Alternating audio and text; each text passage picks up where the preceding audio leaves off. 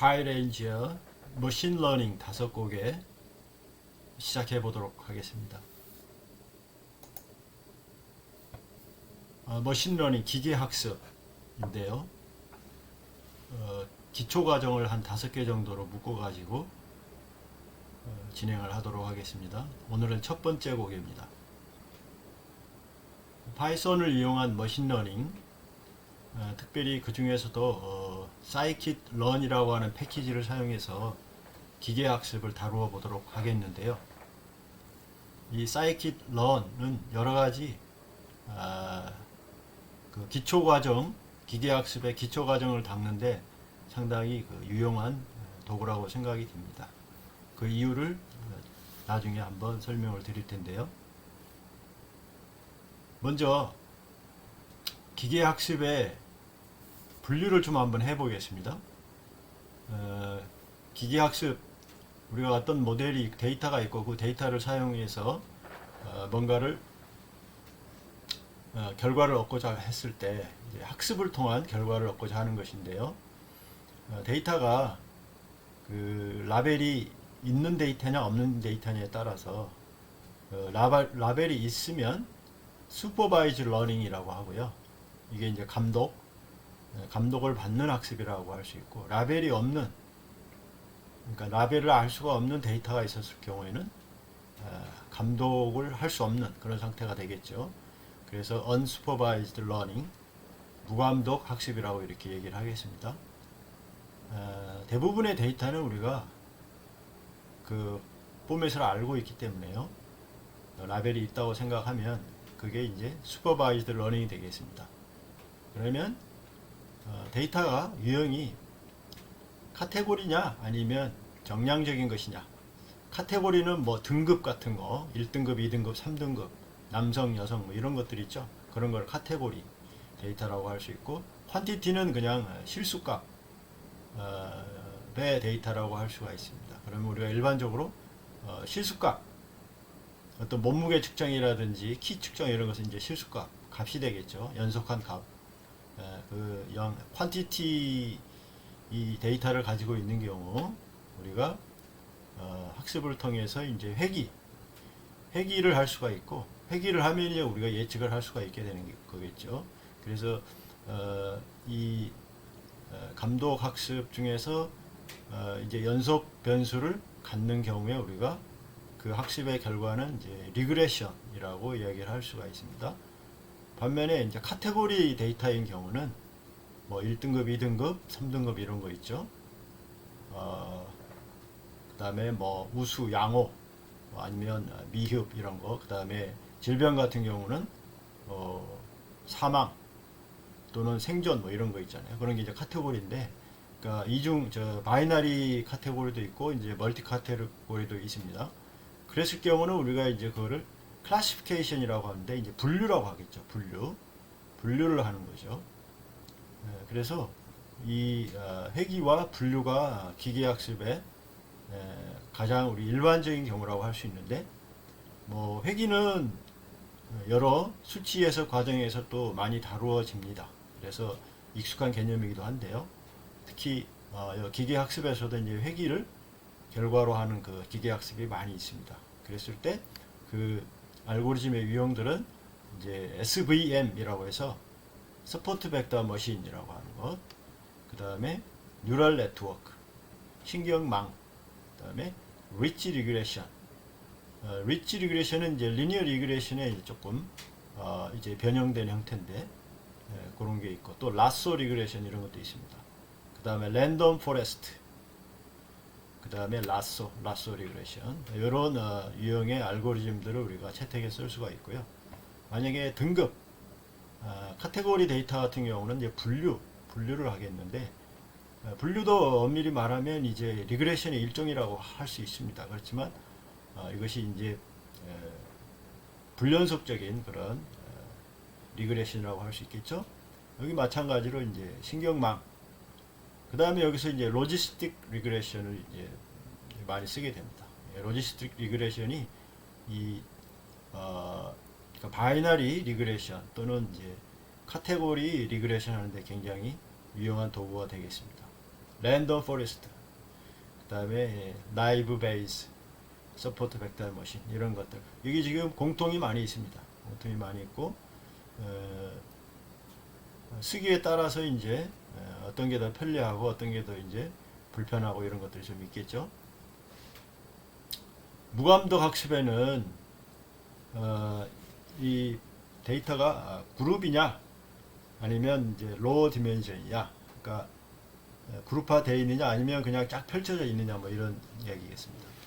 그랬을 때 로어 디멘션, 데이터가 상당히 여러 가지 종의 데이터가 많다 했을 때는, 데이터가 너무 많으면 또 우리가 학습하기가 어렵겠죠. 그래서 여기서 그 데이터가 많은 그 디멘션을 좀 줄이는 방법이 있어요.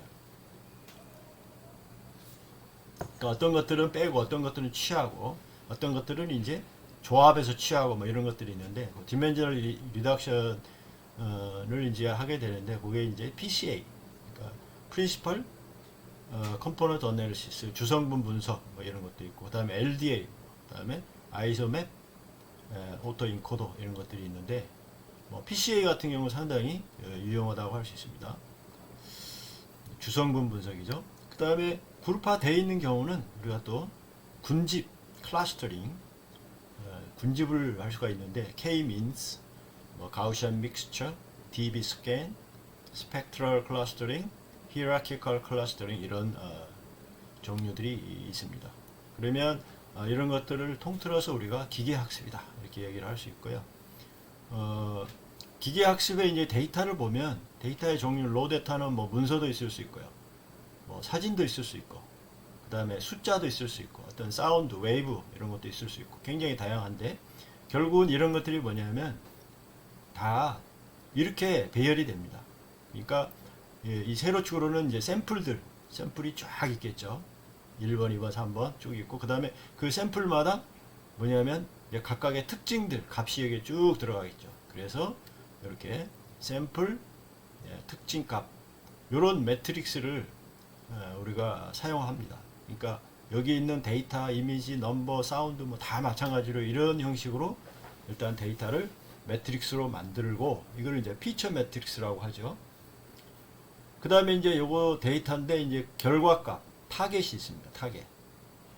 그러면 예를 들면 여기에 짐승 같은 경우, 이게 무슨 뭐 예를 들어서 이게 분류를 하는데요.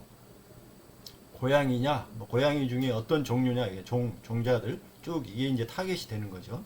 그러면 피처 매트릭스를 이용해서 이제 타겟을 얻을 수 있도록 학습을 시키는 거죠. 그게 이제 이게 오리지널 이제 원 데이터가 되겠습니다. 그래서 데이터가요, 좀 양질의 데이터가 또 많은 데이터가 있을수록 좋습니다. 학습하는 데는. 자, 그러면 학습을 시키는 방법은 예를 들면 여기서 이제 보는데, 여기에 데이터가 있지 않습니까? 여기에 피처 매트릭스하고 타겟 데이터가 있고, 그럼 그 데이터를 이제 학습을 시키는데, 기본적으로는 이제 최적화 알고리즘들이 쓰여요. 최적화 알고리즘들이 쓰이고, 그 최적화 알고리즘들을 가지고 여기서 이제 튜닝을 하죠. 그래서 모델을 튜닝을 해요. 모델은 여기 이제 막 여기에 빨간 박스에 있는 이런 것들이 다 모델이 되겠습니다. 그래서 어떤 수렴된 값을 얻으면 이제 그 수렴된 결과가 이제 뭐냐면 트레인된 모델입니다. 그죠? 그러면 이제 트레인된 모델은 뭡니까? 여기서 튜닝된 튜닝 값들이 다 들어가 있는 거죠.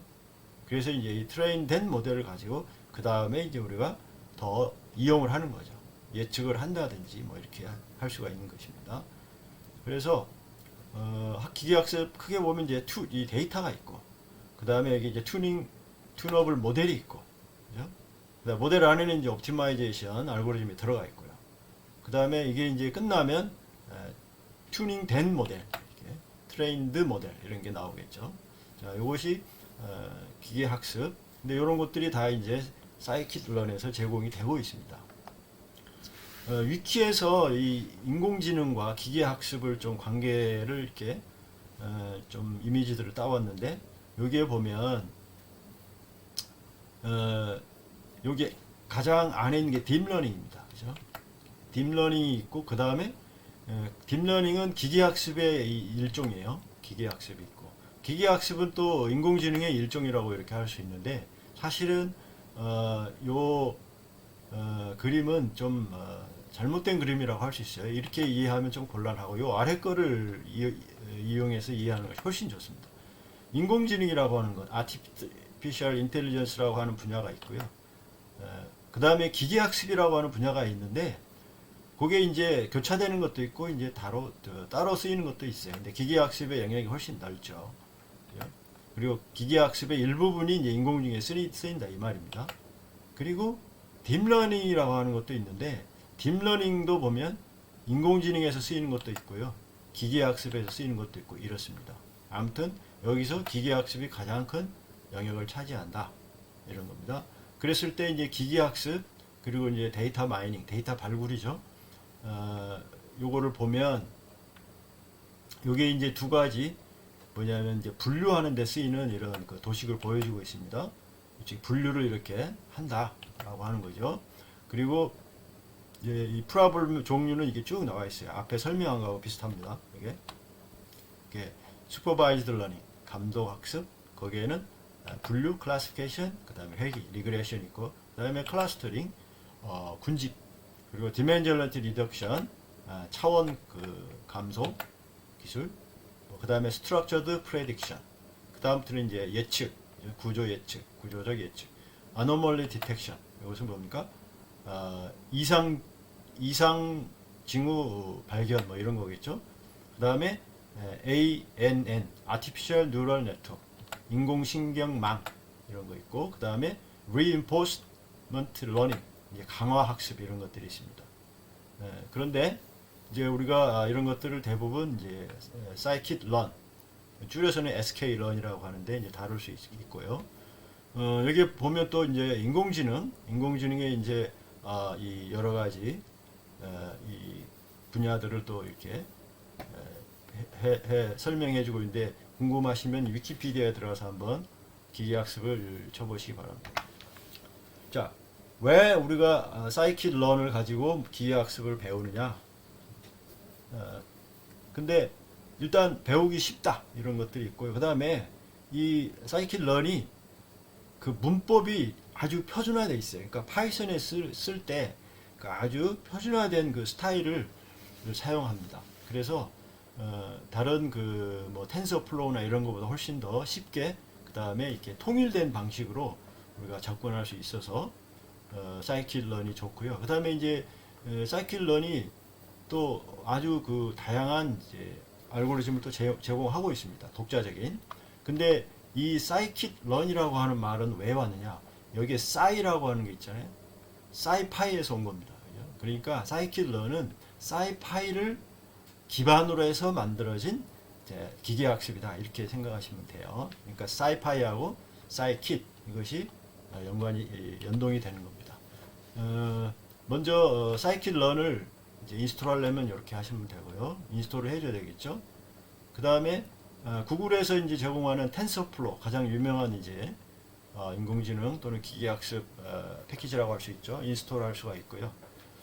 사실은 텐서플로우를 이제 직접 파이썬에서 이제 다뤄도 되겠지만 그 사이킷-런 방식으로 텐서플로우를 접근할 수 있도록 해주는 것이 이제 skflow라는 거였는데 이 skflow라고 하는 것이 상당히 매력이 있는데 제가 이제 확인을 해보니까 이게 이제 최근에는 이제 이게 지워졌든지 아니면 더 이상 제공을 안 하든지 아무튼 이거를 제가 찾을 수가 없었어요. 그래서 이거는 하지 못했습니다. 아무튼 텐서플로우를 직접 접근을 하거나 아니면 이렇게 중간 과정을 통해서 중간 다리를 통해서 텐서플로우를 접근하거나 할 수 있습니다. 이게 다른 그 인공지능 또는 기계학습 패키지들을 여기에 적어놨습니다. 텐서플로우, 보통 TF라고 하죠. 한번 읽어보시면 구글이 제공하는 이제 굉장히 광범위하고 이제 좀 깊이 있는 그런 패키지고요. 케라스라고 하는 것은 상당히 많이 쓰는데 여기 이제 보면 텐서플로우 위에다가 이제 좀 이 포장을 잘 해가지고 특히 이제 딥러닝을 좀 잘 할 수 있도록 이제 해놨다 하는 얘기고요. 파이토치도 마찬가지입니다. 그렇고 이제 사이킷-런 우리가 지금 쓰려고 하는 게 이건데 굉장히 유저 프렌들리한 그런 구조를 가지고 있고 그 다음에 굉장히 다양한 그 모델을 다 할 수가 있어요. 특히 여기 디멘저널티 리덕션, 이밸루에이션 이런 것들도 제공이 되고 있습니다. 단 사이클런에서 안 하는 것이 뭐냐면요. 사실 딥러닝하고 강화학습 이런 것은 사이클런에서 안 해요. 그거는 이제 이 텐서플로우나 케라스 이런 것들을 통해서 할 수가 있는데 왜 안 하느냐? 딥러닝이나 강화학습을 하려면 상당히 이제 그 하드웨어 부분, 그 소프트웨어 아키텍처 이런 거에 또 뭐 GPU 같은 거 이런 거에 대해서 또 이게 지정이 돼야 되는 그런 부분들 때문에 이제 스탠다드화 하기가 어렵다 해서 이제 그쪽으로는 안 한다. 이제 이렇게 알려져 있습니다. 자, 사이클런을 사용해서 하는 것이 이제 유리하다. 이제 표준적인 스타일로 한다 했는데 여기 보시면 이렇게 돼 있어요. 일단 이제 두 가지 모델을 쓰는 겁니다. 나이브 베이스 모델 분류할 때 쓰는 거고요. 여기 로지스틱 리그레션 이것도 이제 분류할 때 쓰는 건데 보면 이게 똑같아요. 여기서 이제 요게 보면 뭐냐면 사이클런의 리니어 모델에 있는 로지스틱 리그레션을 쓴다 하는 것이고 여기는 사이클런 나이브 베이스에 있는 가우시안 나이브 베이를 쓴다라고 하는 건데 이게 서로 다른 거거든요. 근데 요거가 좀 다르고 그 다음에 쓰는 방법은 이런 거예요. 자, 클래시파이어는 이쪽에서는 로지스틱 리그레션을 쓰고요. 이쪽에서는 가우시안 나이브 베이를 쓰는데 이렇게 한번 해놓고 나면 그 다음 과정은 다 똑같아요. 이게 그 다음에 클래시파이어 핏, 여기도 클래시파이어 핏 똑같죠. 이렇게 해서 아주 표준 문법화된 그런 스타일을 제공하기 때문에 좋다 하는 얘기거든요. 자, 그래서 요거는 이제 패키지를 임포트하는 과정이고, 요 부분은 이제 데이터를 이제 임포트하는 과정, 지정하는 과정이고, 여기는 뭡니까? 여기는 이제 트레이닝을 하는 과정이죠. 파란 박스는 트레이닝을 하는 과정이고, 트레이닝 됐으면 이제 그걸 가지고 우리가 쓰면 되겠죠. 예측을 하면 되겠죠. 자, 그 다음에 텐서플로우를 이용하는 아까 얘기했던 SK 플로우 우리가 찾지 못했다고 하는 그건데요. 그것도 이 SK 플로우를 임포트를 해주고 나면 이게 쓰는 방법이 똑같아요. 이게 여기서 지금 보면 여기 텐서플로우 리니어 클래시파이어 이걸 쓰잖아요. 여기서 텐서플로우 DNA 딥 뉴럴 네트워크 그러니까 딥러닝 클래시파이어를 쓰잖아요. 그래갖고 그 다음부터는 이제 똑같은 거야. 여기서 위에서 썼던 문법 똑같아요.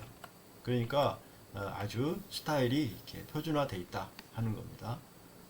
그리고 모델이 한번 이렇게 트레인이 되고 나면 그 트레인된 모델을 그대로 덤프를 해요. 이렇게 덤프를 하면 파일에 이렇게 쓰여집니다. 접리브라고 하는 확장자를 갖는 파일을 쓰게 되고요. 그 다음에는 이제 그거를 읽어서 그 다음 작업을 하면 되겠습니다. 그래서 트레인된 모델을 이제 덤프해 가지고 또 그 모델을 이제 파일을 읽어 드림으로써 그 다음 작업을 계속 할 수 있도록 이런 구조로 되어 있습니다. 자, 그 다음에 이제 기계학습할 때는 데이터가 중요하죠. 데이터 양이 중요하고 데이터의 질이 중요하고 그런데 그러면 우리가 그 예제나 이런 것들 어디서 찾을 수 있느냐? 가장 광범위한 그 다음에 특별한 데이터를 찾을 때는 구글 데이터셋 서치라고 하는 그 검색기를 사용하면 됩니다. 그러면 이 구글 데이터셋 서치에 들어가서 자기가 관심 있는 키워드를 누르면요, 그 키워드에 해당하는 데이터가 정리가 된 데이터를 딱 이렇게 띄워줘요. 너무나도 좋은 서비스라고 할 수 있습니다. 그 다음에 이제 캐글이라고 하는 사이트에 가보면 거기에 이제 굉장히 많은 데이터셋이 있고요. 특히 이제 UCI 머신러닝 리포지터리 여기 가면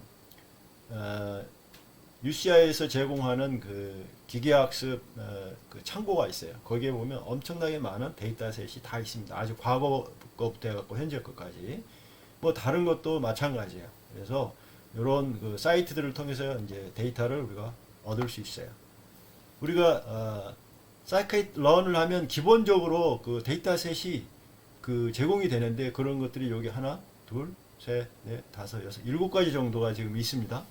네, 보스턴 하우징 데이터가 있고 이제 보스턴 지역의 집값이 이제 여러 가지 그 특징들에 의해서 이제 집값이 나와 있는데 이거 가지고 이제 할 수가 있고요. 또 아이리스 꽃잎 데이터 요것도 있고 다이아비티스 이건 이제 당뇨 저기 질환에 관련된 데이터가 있고 그 다음에 디지트 요거는 이제 손글씨 숫자 손글씨 그 이미지 관련 데이터들이 여기 있습니다.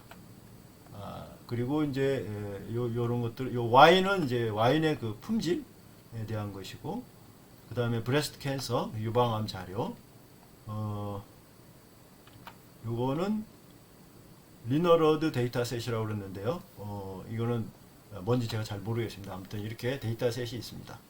그래서 예를 들면 보스턴 하우징의 데이터셋에 어떤 내용들이 들어가 있는지 이렇게 쭉 나와 있는데 예를 들면 이제 506개의 샘플이 들어가 있고 그 피처들이 이렇게 다양하게 있고 그렇다는 얘기고요. 아이리스 데이터셋을 보면 총 150개 샘플이 들어가 있고 이제 거기에 피처는 이제 4가지 정도가 있다. 뭐 이런 데이터들이 있다 하는 얘기예요. 이것도 우리가 이제 사용을 해볼 계획입니다.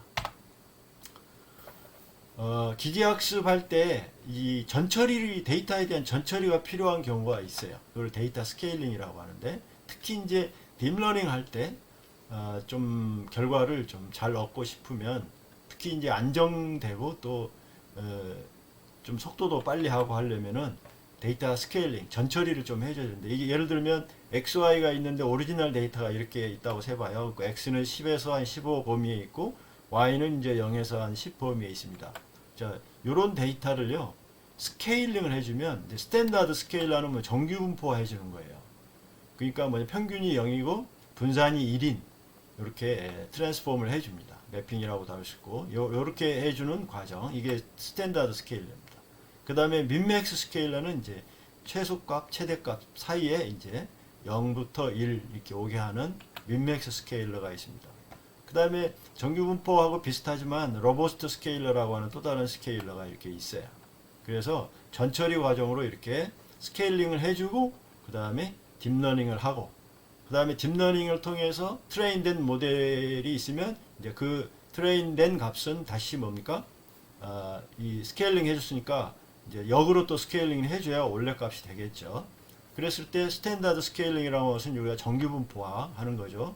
그러니까 원래 데이터가 x인데 그 데이터의 평균이 x 바고 그 데이터의 표준 편차가 시그마라고 하면 우리가 스탠다드 스케일러에서 새로 생성해 준 트랜스폼드 된 데이터는 x 프라임 이렇게 나오는 겁니다. 자, 그러면 요 데이터가 이렇게 스케일링이 된다 해서 여기 스탠다드 스케일러를 쓰는 방법이 이렇게 있습니다. 자, 일단 스탠다드 스케일러를 이렇게 불러와서 그 다음에 트랜스폼 오리지널 데이터로 트랜스폼 해주죠. 그리고 그거를 다시 원래 데이터로 하려면 이제 인버스 트랜스폼 이렇게 해주면 되겠습니다. 그래서 전처리가 필요하다. 그러면 이제 그 가장 먼저 리그레션 한번 해볼 텐데요. 특별히 이제 리그레션은 우리가 리니어 리그레션 이미 배운 바가 있고요. 그 다음에 여기서 이제 또 새로 등장하는 것이 이제 인공신경망, Artificial Neural Network, 그래서 ANN.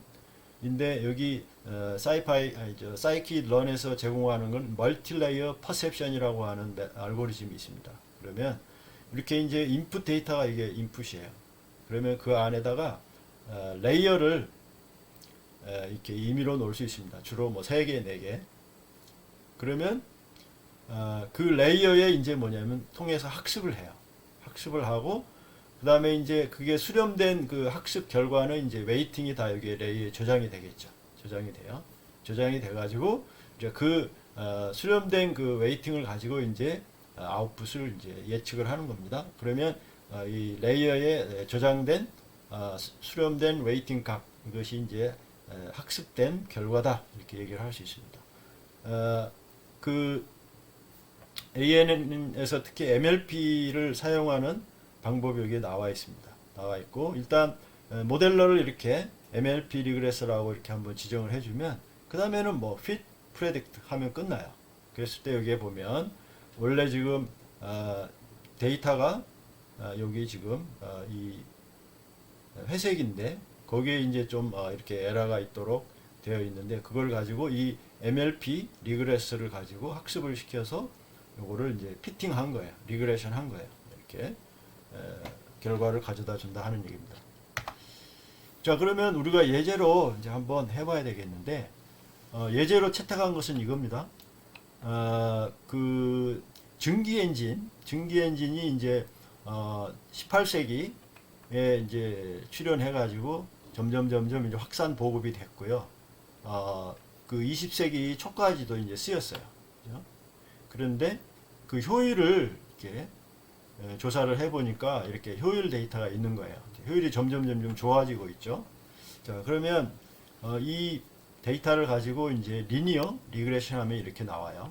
그죠? 그랬을 때 여기서 폴리핏하고 여기 차수를 1 이렇게 주면 1차 방정식으로 이게 리그레션을 해주는데, 우리가 궁금한 거는 뭐냐, 만약에 증기기관이 계속 살아남았다면 지금쯤이면, 즉 2000년에는 효율이 얼마 정도 됐을까 하는 걸 한번 예측을 해보는 거예요. 그랬을 때 이게 리니어 리그레션에서는 지금 뭡니까 35%가 나왔어요. 그죠? 이 엔진 동력기관의 효율 35%는 굉장히 큰 겁니다. 자, 그러면 이거는 이제 우리가 그 수치 해석에서 다룬 리니어 리그레션이란 말이에요. 그러면 이제 기계 학습을 통해서 리그레션을 한번 해보자 하는 건데요. 뭐 리니어 리그레션은 요게 최적화 알고리즘을 이렇게 그 리스트 스퀘어 에러, 그러니까 스퀘어 에러를 최소화하는 이런 방식으로 구하는 것이었죠. 그런데 리니어 리그레션의 베리에이션이 리치 리그레션이라는 게 또 있어요. 그러면 그 원래 리니어 리그레션 텀에다가 이 페널티 텀 하나 추가해가지고 이걸 상당히 또 유용하게 쓰는데, 그래서 리치 리그레션이라고 하는 형식이 있고 라소 리그레션이라고 하는 형식이 있습니다. 그래서 두 개 다 이제 페널티가 추가된 거예요. 그리고 페널티는 항상 0보다 크거나 같은 이런 건데, 리치나 라소 리그레션도 나중에 아주 중요한 또 쓰임새가 있습니다만, 지금 요 데이터에 대해서는 같은 결과를 가져다 주게 되겠습니다. 그래서 이렇게 요걸 다 한번 해볼 거예요. 리니어, 리치, 라소 해보고요. 그 다음에 이제 이 인공신경망을 가지고 학습시켜서 리그레션 하는 것도 한번 해볼 건데, 거기 이제 MLP 리그레서를 이용해서 한번 해볼 겁니다. 그럼 여기 이제 결과들이 나와 있는데, 이제 결과들은 이제 코딩을 하면서 하나 이제 따져보도록 하겠습니다. 자, 그러면 일단 리그레션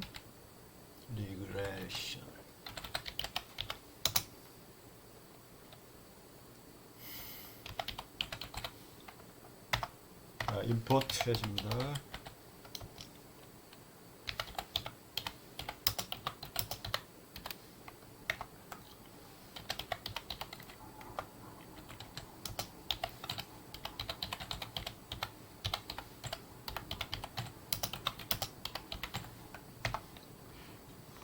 어떤 임포트가 필요하냐면, 지금 sklearn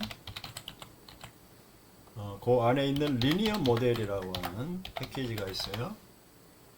그거를 갖다가 저는 이제 sklm 리니어 모델 이런 식으로 임포트를 하겠습니다. 그 다음에 또 sklearn 리니어, 그 다음에 sklearn 뉴럴 네트워크, 그 패키지를 저는 sknn 뉴럴 네트워크 nn 이렇게 임포트를 해주겠습니다. 그리고 sklearn의 임포트, 거기에 데이터 세트가 있어요. 이건 지금 당장은 안 쓰겠지만 나중에 또 쓸 겁니다. 데이터 세트하고 또 매트릭스 이런 것들을 임포트를 하도록 하겠습니다. 그리고 우리가 데이터 여기 지금 연도 그 다음에 연더블 효율, 요 두 가지 데이터입니다. 그거를 만들어 주겠습니다. 그래서 xd 하고 yd 데이터를 만들어 주겠는데요.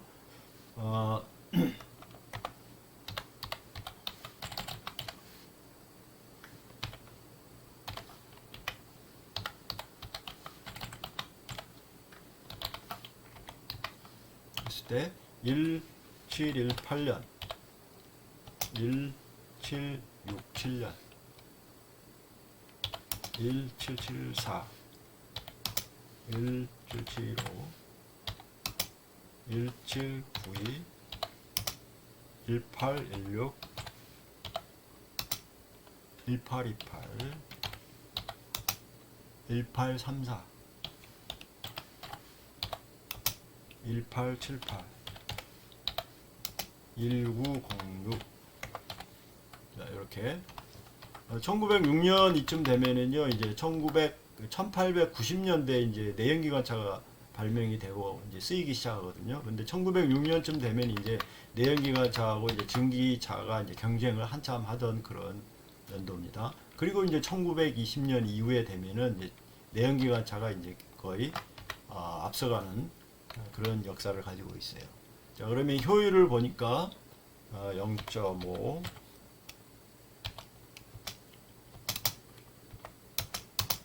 0.8 요거는 퍼센트 단위예요. 1.4 2.7 4.5 굉장히 낮죠. 7.5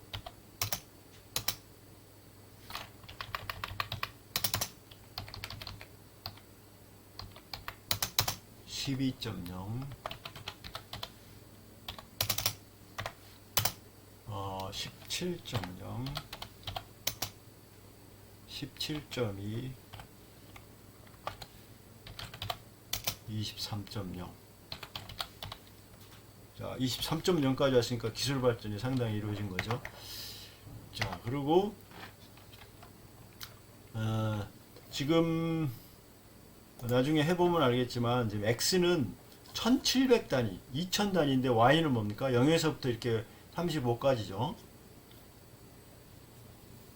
그러니까 X축이 너무 지금 값이 큰 거예요. 그러니까 이게 왜곡이 있을 수 있어요. 그래서 이거를 스케일링을 해주는데 간단한 스케일링으로 해주겠습니다. 그냥 뭐냐면 X1을 2000 이제 우리가 궁금한 것은 2000이고요. 2000년도고 이제 스케일링 해주는데 그냥 0부터 시작하는 그런 스케일링을 해줄 거예요. 그러니까 뭐냐면 X민을 X미니멈을 그러니까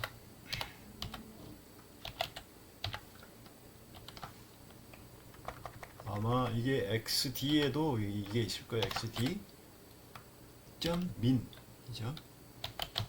이렇게 하면 나올 겁니다. 그 다음에 X max는 XD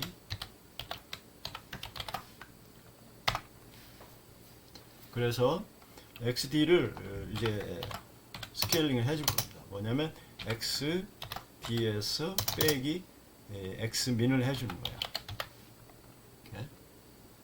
그러면 X1도 똑같이 우리가 X1에서 빼기 X민을 해주면 되겠죠.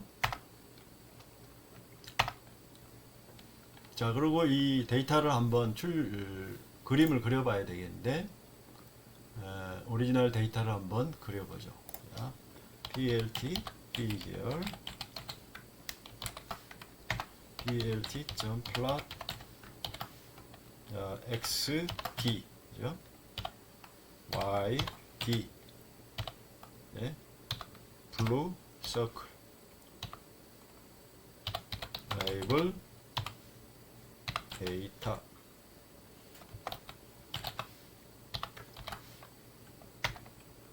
하고 plt grid plt legend plt show 자, F5. 자, 파일 레인저. 파일 레인저. MN 머신 러닝 ML 01 이렇게 하겠습니다.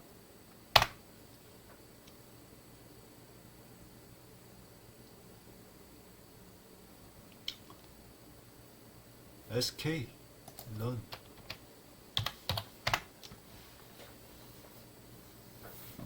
자, 그러면 이제 오리지널 데이터는 이렇게 지금 되어 있습니다. 이게 0부터 지금 시작하고 있죠. 그런데 X축을 이렇게 다시 연도로 해주기 위해서는 어떻게 하면 되겠습니까? 여기다가 XD에다가 X민만 더해주면 되겠죠. 원래 연도로 회복하려면. 그러면 이렇게 이제 데이터가 되어 있습니다. 자, 요거를 갖다가 이제 우리가 리그레션 해보는 거죠. 자, 그러면 이제 우리가 수치 해석에서 다루었던 그 리그레션부터, 그러니까 기계학습이 아닌 그 리그레션부터 한번 해보겠습니다.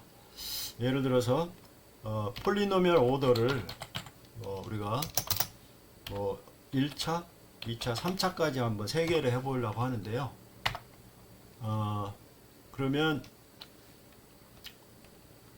이게 number of p, 그죠? number of 폴리노미얼은 랭 p order가 되겠고, 그 다음에 데이터의 개수는 지금 랭 xb가 되는 것이고, 리그레션 그 코에피션트 값을 b에다가 저장하려고 하는데 리스트를 블랭크 리스트를 하나 만든 다음에 포루프 k 이제 이 폴리노미얼 오다 1, 2, 3 세 개에 대해서 이제 포루프를 돌리는 거죠. 그래서 range np까지 했을 때, 자, p는 p order k가 되겠죠. 그리고 거기에 개수의 개수는 1 플러스 p가 됩니다.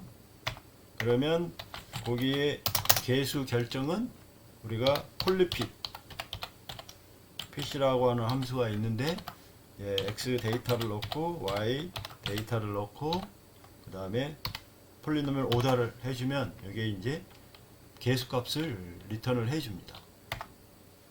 그리고 r 스퀘어 값을 여기에 매트릭스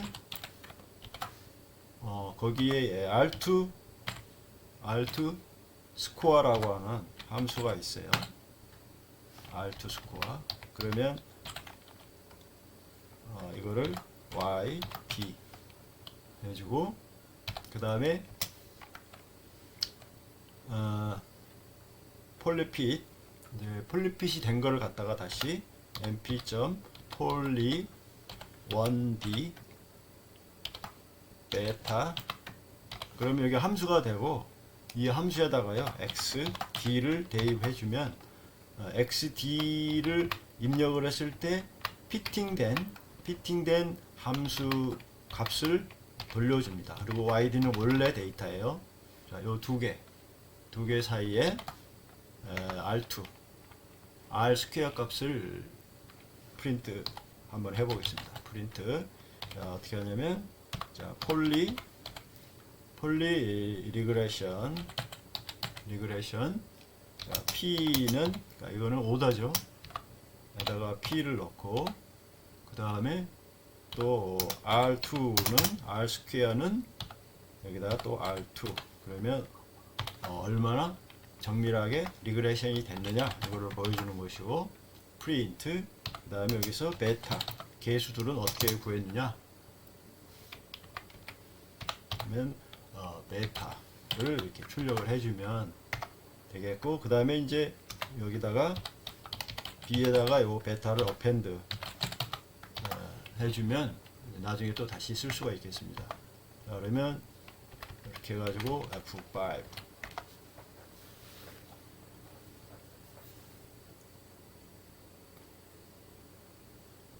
자, 라인 28.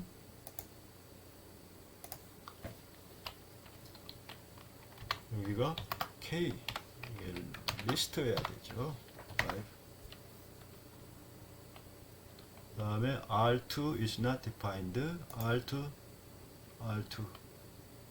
여기 R2.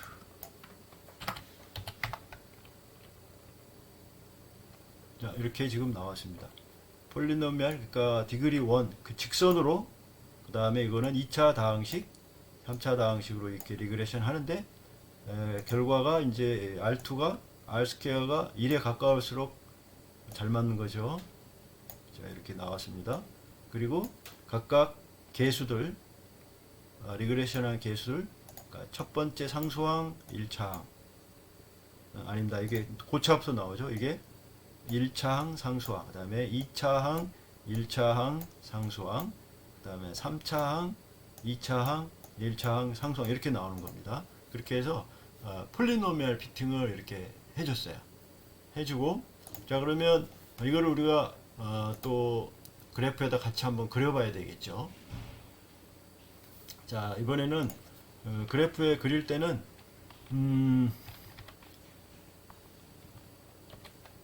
x를 조밀하게 해야 되니까, 자, x를 새로 하나 만들겠습니다. x를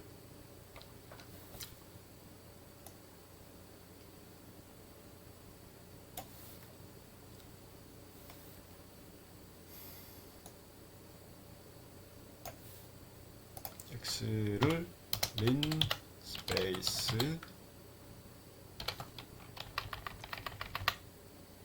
np 린 스페이스, 그 다음에 x민에서 그죠?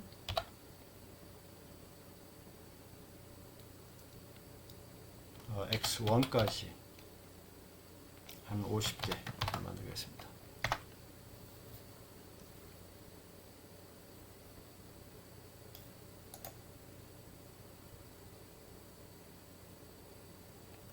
자, 그리고 이 세 개의 폴리노미알에 대해서 이렇게 또 그림을 그려주겠습니다. 그려주는데,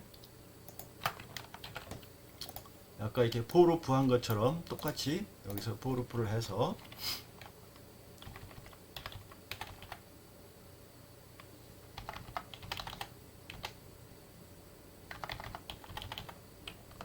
포루프를 해주는데요.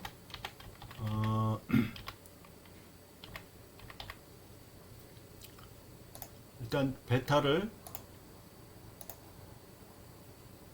얻은 다음에 y 하고 y1 하고, 그 다음에 여기서 이제 플롯을 하죠.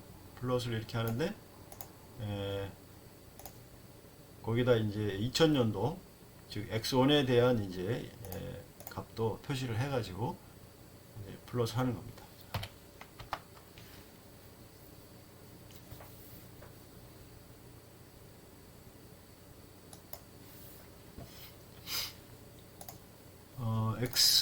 x가 이렇게 돼 있고, y를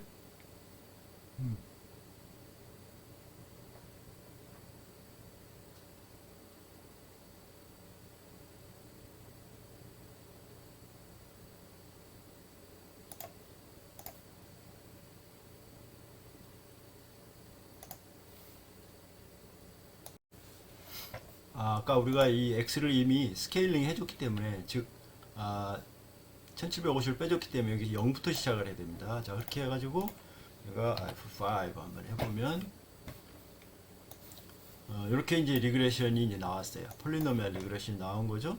자, 그러면 이게 뭐냐면 데이터가 있고요. 그 다음에 이것은 1차 그 직선으로 리그레션 한 것은 이 블루죠. 블루인데 그 직선 리니어 리그레션에 의해서 2000년도 예측한 값은 효율이 35%가 나왔습니다.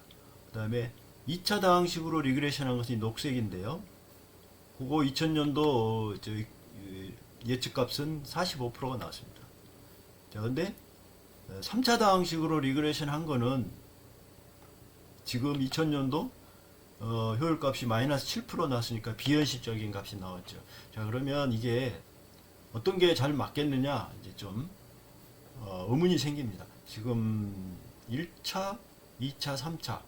자, 1차는 그냥 직선적으로 효율이 증가한다고 생각하는 거고, 2차는 뭡니까? 효율이 이렇게 가속적으로 증가하는 걸로 보이죠. 근데 효율이라고 하는 게, 우리가 기계 효율이라고 하는 게 뭐 직선적으로 증가할 수 있겠습니까? 아니죠. 또 가속적으로 증가할 수 있겠어요? 절대 불가능하죠. 그러니까 어느 정도 가다가 점점 둔화되는 그런 경향을 보이는 것이 우리가 역사적인 지식인데 다 맞지 않다. 그렇지만 이 구간 내에서는 상당히 정밀하죠. 왜냐하면 여기에 보면 R 스퀘어 값이 1차는 0.89예요. 2차는 0.9예요. 91이에요. 3차는 0.94, 95예요.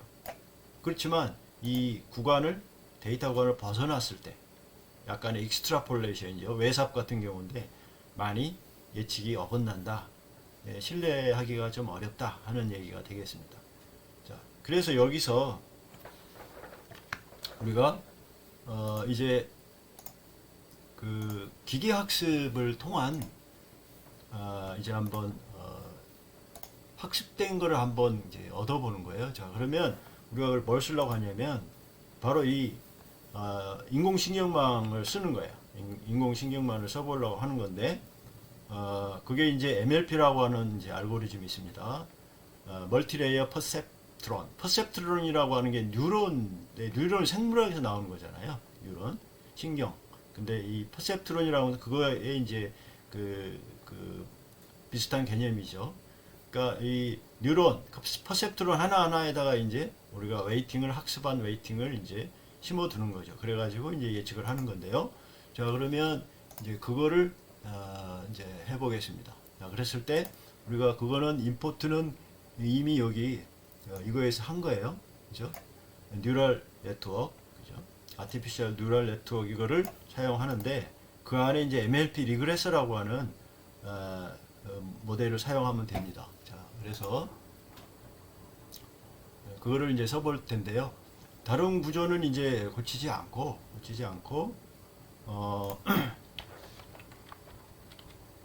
폴리노미알은 그대로 놓고요. 그대로 놓고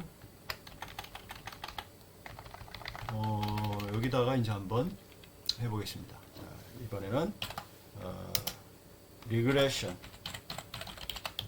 모델을 사용해서 한번 해보겠습니다. 그랬을 때 리그레서라고 하는 모델을 우리가 SK 뭐냐면 리니어 모델에서 리니어 리그레서라고 하는 게 있어요.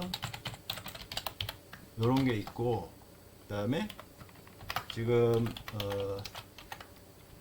요게 이제 사실은 그 리치, 라sso 이런 것도 있습니다. 이게 리치 이런 것도 있고, 자, 이게 또 라sso 이런 것도 있어요. 그런데 지금 우리가 하려고 하는 것은 이제 MLP. 여기서 LM이 아니라 뉴럴 네트워크 NN. NN MLP 리그레서. 그래서 멀티레이어 퍼셉트론 리그레서라고 하는 게 있습니다. 자, 그랬을 때 이게 히든 이거 히든 레이어 사이즈스 레이어를 몇 개를 할 거냐? 요거 했을 때 이제 200, 200, 200, 200 이렇게 뉴런을 배치를 하는 거예요. 그리고 알고리즘에서 최적화 알고리즘에서 맥시멈 이터레이션을 몇 회를 할 거냐? 2000을 주고 솔버를 뭘로 쓸 거냐? 디폴트 솔버도 있지만 아담 솔버를 쓰겠다. 그리고 알파를 얼마로 할 거냐? 2.0. 요거는 이제 페널티 텀이라고 생각하시면 돼요. 아까 얘기했지만. 그다음에 액티베이션 탄젠트 하이퍼볼릭 자, 시그노이드하고 탄젠트 하이퍼볼리 이런 게 있습니다. 그 다음에 랜덤 스테이트, 랜덤 시드 주는 거를 얼마로 하겠느냐, 뭐 이런 식으로 한번 해보겠습니다.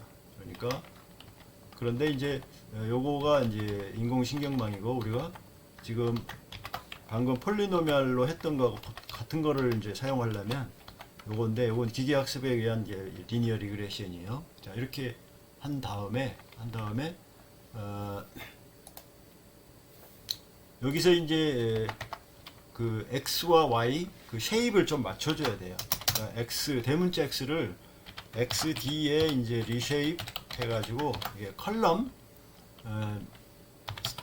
스타일의 이제 데이터를 이렇게 바꿔주겠습니다. 이렇게 하면 이게 이제 2차원 쉐입을 만드는 것이고, 마이너스 1이라고 하는 것은 이제 들어있는 거 그대로라는 뜻이고요. 요거 1은 뭐냐면 컬럼 하나를 여기다 생성한다 이런 뜻이죠. 자, 그 다음에 y도 y는 이제 뭐냐면 yd 이렇게 쉐입을 맞춰주는 게 좀 필요해요. 그런 다음에 이건 다 똑같습니다. 모든 모델이 다 똑같고요. 그 다음에 이제 리그레서에다가 이제 핏, 요게 바로 이제 트레이닝을 하는 거예요. 핏 트레이닝 하는 거죠. 그러면 트레이닝이 이제 끝났다. 그러면 트레이닝이 끝난 이제 그 값 y 핏은 얼마냐? 리그레스 프레딕트에다가 원래 데이터를 넣어주면 이제 피팅된 y 값이 나온 거고, 원래 y는 그냥 y고요. 그런 거죠. 그 다음에 우리가 y1은 리그레스 프레딕트 그 x1 2000년도에 해당하는 거 있죠. 요것도 그거를 맞춰줘야지. 쉐입을 마이너스 1 이렇게 해주고, 그 다음에 이렇게 닫았습니다. 그럼 프레딕트 한 거죠. 프레딕트 한 거에 그게 이제 멀티 리스트로 되어 있으니까 그거를 하나로 값을 딱 빼내려면 이렇게 하면 되죠. 그리고 이제 R2 값을요, 대문자 R2 R 스퀘어인데 매트릭스 R2 스코어, Y 원래 데이터, 그 다음에 Y 피팅된 데이터 이렇게 해주면 R2 값이 계산이 되고, 프린트 해서 여기다 우리가 SK LM이죠. 지금 리니어 모델 R2가 어느 정도 나왔느냐를 봤을 때 이렇게 출력을 해주고요. 자, 그러면 이제 F5 해보면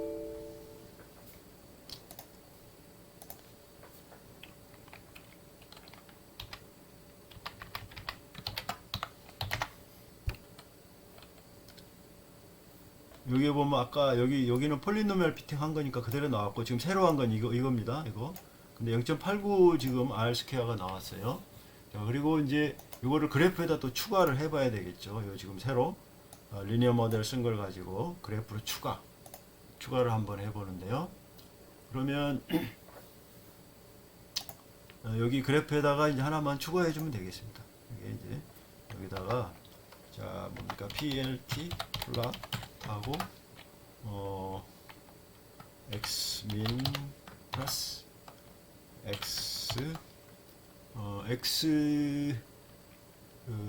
x를 해줘야 되겠죠.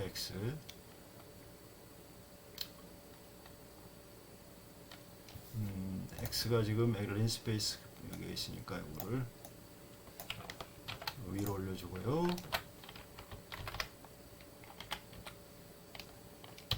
그 다음에 리그레스 결국 한 거 프레딕트 예측 x.reshape 마이너스 1, 1 쉐입을 맞춰줘야 된다고요. 이렇게. 그리고 표시는 r red dot 대시로 하고, 레이블은 skLM이죠. 여기다가 플러스 더 붙여가지고 효율값 바로 한 다음에 플러스 스트링 그 다음에 라운드 반올림 y1 플러스 그 다음에 퍼센트 기호.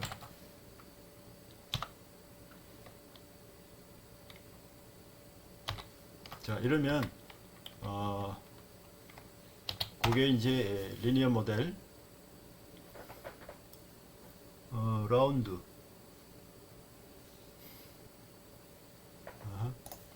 자, 라운드 y1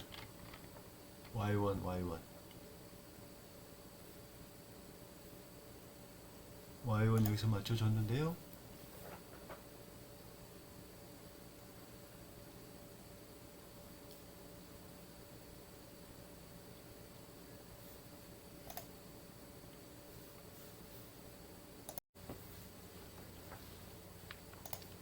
여기 y1이 이제 아직도 리스트로 이게 라운드가 될 수 없으니까 여기를 여기 0,0 이렇게 해주면 되겠습니다. 이거를 잘 봐야 됩니다. 결과를.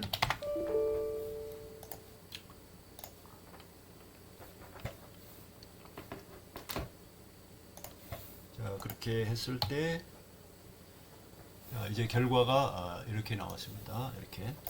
그러니까 지금 리니어 모델에 sklearn의 리니어 모델에 있는 리그레션 가지고 이제 한 결과가 이렇게 나왔는데 폴리노미얼 1차하고 이제 동일한 결과가 나왔습니다. 35%. 그러니까 이거는 별 다른 게 없다 하는 얘기죠. 가로 닫기까지.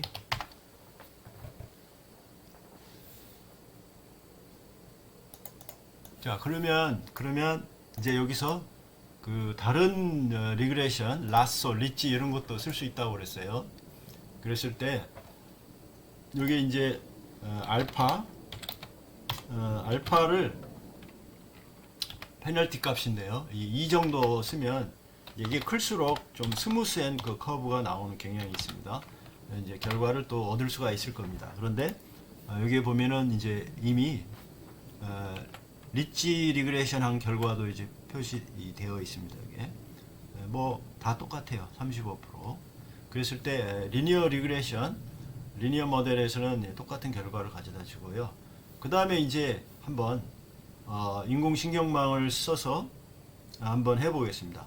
해보면 자, 그러면 이제 이번에는 요거가 아니라 이거를 바로 쓰겠다는 거죠. 이거를 쓰겠다는 거예요. 인공신경망 이거를. 자, 그래서 F5. 자, 그러면 라인 63. 아까 그 Y1 때문에 여기 이제 계속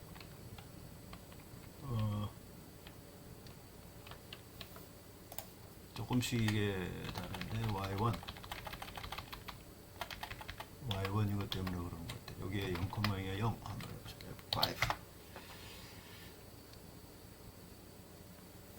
자, 그러면 이제 이런 결과가 이제 나왔습니다. 그러니까 인공신경망에 의해서 이제 기계학습을 통한 리그레션 했을 때 이런 결과가 나왔어요. 그랬을 때 일단 요 2000년도의 효율이 24% 정도 예측을 했습니다. 그러면 다른 그 모델보다 합리적이에요. 왜냐하면 효율이라는 게 어느 정도 뭡니까 성장이 둔화되면서 발전하죠. 계속 올라갈 수는 없는 거니까 비슷하긴 한데, 그런데 이 초반부에 이제 효율이 이렇게 떨어지는 것이 지금 좀 문제가 있겠습니다. 이 떨어지는 부분. 그런데 이 부분을 만약에 첫 번째 데이터를 무시를 한다면 어떨까요? 첫 번째 데이터를 무시를 한다면 어느 정도 좀 비슷한 예측을 한다고 볼 수 있습니다.